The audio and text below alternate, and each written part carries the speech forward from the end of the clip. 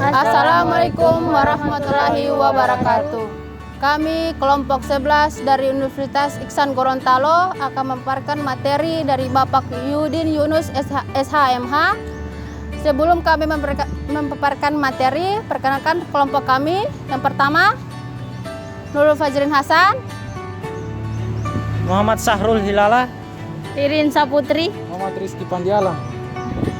Kami akan memaparkan materi tentang akibat hukum kelalaian dan kesalahan dalam pelayanan kesehatan atau pertanggungjawaban dokter dalam hukum kesehatan. Saya akan memaparkan materi tentang pertanggungjawaban dokter dalam hukum pidana. Seorang dokter yang melakukan perawatan hampir selalu menghadapi resiko. Menurut J. Guandi, resiko yang dihadapi dokter dapat digolongkan menjadi 3. Yang pertama, kecelakaan. Kedua, tindakan medis. Yang ketiga, salah penilaian. Semua risiko ini merupakan risiko yang selalu ditemui dalam perawatan. Tindakan dokter, baik diagonik maupun terapeutik, selalu mengandung risiko. Jika tindakan itu dilakukan dengan hati-hati maupun teliti, menurut standar profesi medis, dokter tidak dapat dipersilakan.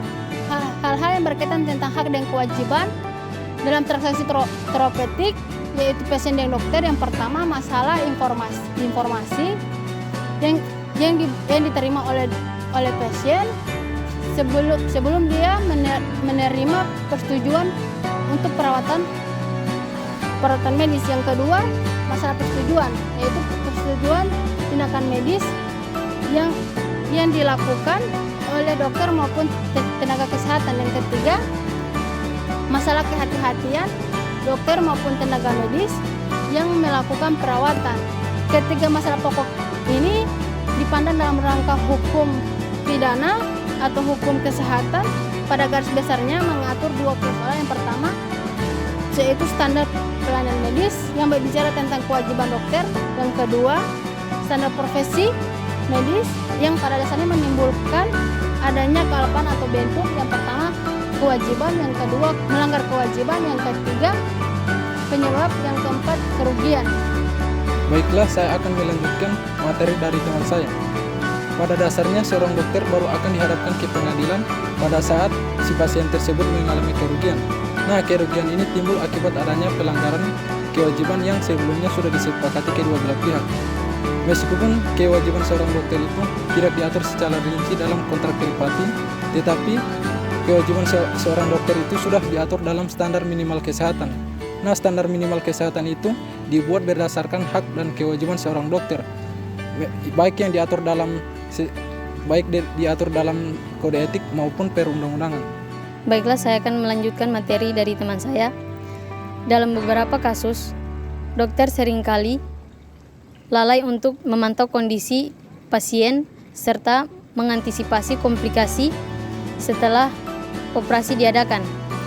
Suatu kenyataan pula bahwa sering dokter ahli yang memimpin pembedahan tidak dapat selalu hadir di ruangan pembedahannya untuk mengamati pasien yang telah dibedah sampai pada jahitan terakhir.